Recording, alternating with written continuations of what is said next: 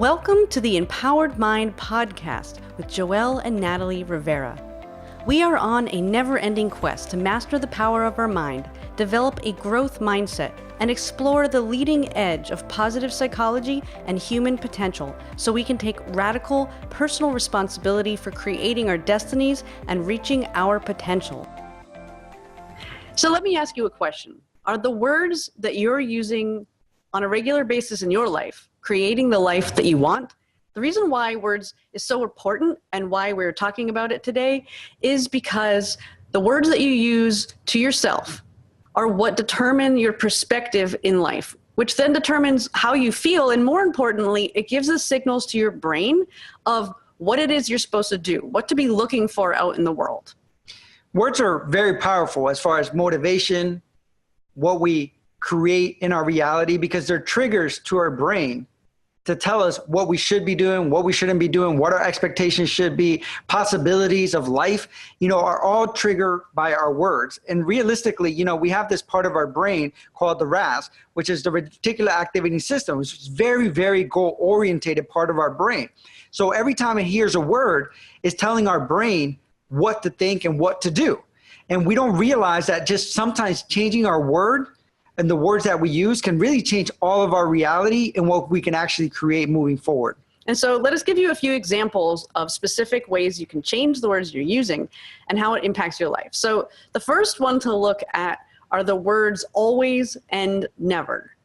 And the reason why these are a problem is because when you tell yourself or someone else that this is always what happens, or that this never works out, then it just completely shuts down any other possibility, because you've already told your brain, well, that's it. There's no other possible way that this could go because it's always this way or it's never that way. And you really beat up yourself. If you say, I always do this wrong, then you're really telling your brain, you're triggering your brain. You're giving it a command that every time I do this, this is the outcome that I want. For example, I used to work at the college, and I used to teach psychology. So I had students that would always say, I always freeze when I'm taking a test, because I have test anxiety. So I always mess up. I always forget. I never get the answers right. So what would happen is that they gave their brain a command. So as soon as they got the test, their brain would do exactly what they told them to do. So we went through the first, several weeks where I would write happy test day and I would associate it with something positive, and I would reinforce that positive thing where they could change their terminology. And all of a sudden they started doing great, not only in my class, but every class when they took a test, because they changed that simple terminology that told their brain to shut down in specific situations. And so I always loved that example, because I actually got to see as Joelle's students would go through this process. And like, if every day they're coming in and they're seeing happy test day up on the board and they're talking, they're doing a test that's not really a test, it's just asking questions, and they enjoyed the process. Like, it was really transformational, because I'd see them like grading people's quizzes and tests as the semester went along, and you could see the difference. And all it was a simple reprogramming of the mind by using different words and not allowing them to say things like, I always fail my tests, and he would catch them and redirect them. And so, even simple words like that, sometimes just one word can change our entire affirmation of ourselves. And there's a lot of other specific words that we use all the time. So really what we're saying here is to sit down for a moment and just reflect on, do you say always and never about yourself in any situation? And if so, could you possibly be wrong? And how can you stop yourself from saying that? And what else could you say instead? Like, could you say, I'm going to have a happy test day? Yeah. And obviously they are happy. It's a good associated word. So I associated that with a test. So it changed and reframed their mind what a test was defined as being. At the same time, do you use the words always and never on other people? Because, for example, if you say, you never do this, or you always do this, how does it make that person feel if they say, well, no, I don't do that always, and I never not do that. So if you're in a relationship and you tell your partner, you never tell me you love me, and which is probably a lie, but then is that going to motivate them to actually tell you they love you more? Probably not, because they're going to get defensive. They're going to say, well, if they never see or value the times that I do it, then why should I do it more? So it's understand that your words have a power not only on you, but on your interactions with other people and the relationships that you have. And so another important thing that changing your words can do is it shifts the perspective that you have about your experience of life. So the words you're using might be leading you to believe that whatever's happening in your life is a bad thing. It's a problem. But you could use different words and it would shift your perspective, and you could actually find the good in even a bad situation. I'll give you an example. You can say a word like I get to or I have to. And if you think I have to do something, how does that feel? It probably feels very heavy. It probably feels very negative. It probably doesn't make you want to do it. But if you think of it from I get to do it, then it changes the whole feel and perspective of it. For example, if I have to pay a bill, if I say I have to pay this bill, it feels very negative. But if I say I get to pay this bill, it makes it feel very positive and reminds me that there were times in my life that I didn't have the money to pay that bill, that I'm blessed to be able to pay that bill. That's why I always put a smiley face whenever I sign my name to anything that's money related, because I get to actually pay. I have the money in the bank account to be able to pay for it, whether it's eating outside in the at a restaurant, whether it's paying my light bill or whatever it is, I get to do it. And another good one that I always like to think about, a lot of people say, oh, I have to go to work.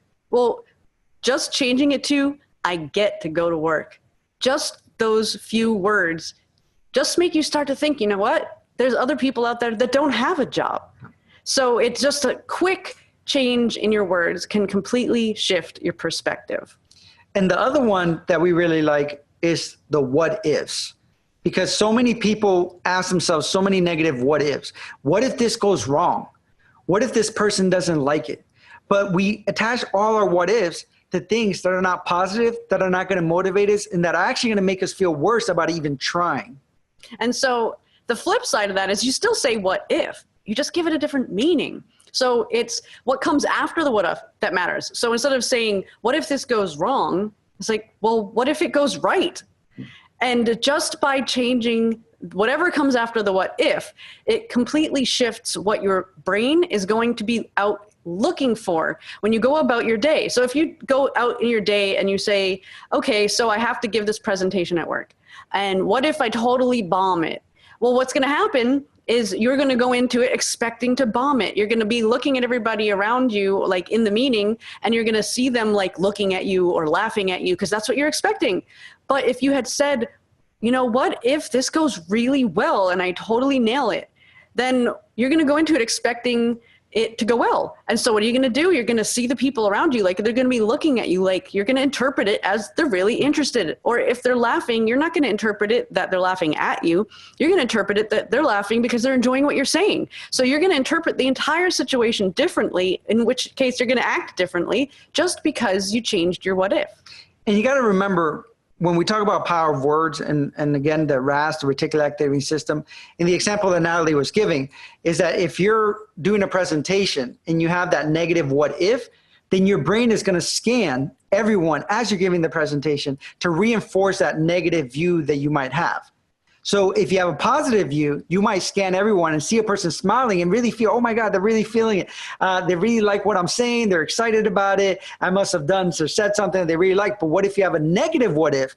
Then your brain is going to scan and have someone and find that person that maybe is half smiling or maybe writing something down, and you're going to assume that they're writing something because they're not even paying attention to you, where they could just be taking notes because they're really interested in what you're saying. So again, just that what if can open up so many doors and opportunities in your mind to what can happen in your day. Or at the same time, if you have a negative what if, it can really set stumbling blocks, put walls in front of opportunities, and really make your day be miserable. And the reason why words, again, are so important is because words are the way we communicate with our minds. They're the way we communicate to ourselves what to look for in the world, what to do, how to act, what to expect. And because of that, it impacts our behavior, and our behavior then gets us different results in life. So if you're looking for different results in life, the first thing you need to do is evaluate your words and remember that they are how you program your life. Yeah. So ask yourself, what words are helping me live the life that I want? And what words are limiting me to living the life that I want? And once you assess that, pick the words that are really limiting you, that make you feel bad when you say them, when you express them, and try to change them to something that's really going to empower you to move forward, to create the destiny that you really want. Thank you. Thank you, fellow Freedom Junkies, for listening. If you haven't already, be sure to subscribe. And if you want to help us grow, please rate and share this podcast. You can also become a member of Freedom Nation. Visit freedomorbustpodcast.com and sign up to receive access to exclusive content and take the 21-day happiness challenge.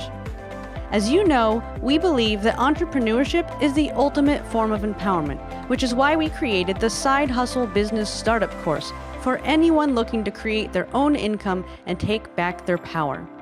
We offer an exclusive discount for our podcast listeners. Find out more at freedomorbustpodcast.com.